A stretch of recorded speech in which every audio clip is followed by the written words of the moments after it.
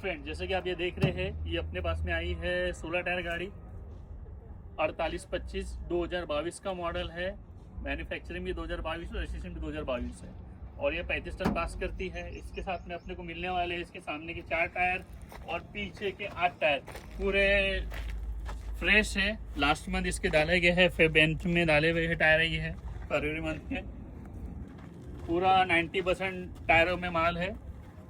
जिस किसी को परचेस करना है, दिए गए डिस्प्ले नंबर पे आप कॉल कीजिए, व्हाट्सअप कीजिए, हम इसकी सारी डिटेल्स प्रोवाइड करेंगे। और ये गाड़ी जो खड़ी है चंद्रपुर महाराष्ट्र में खड़ी है। जिस किसी को परचेस करना है, दिए गए डिस्प्ले नंबर पर कॉल कीजिए, व्हाट्सअप कीजिए, हम आपको सारी डिटेल्स प्रोवाइड करेंगे।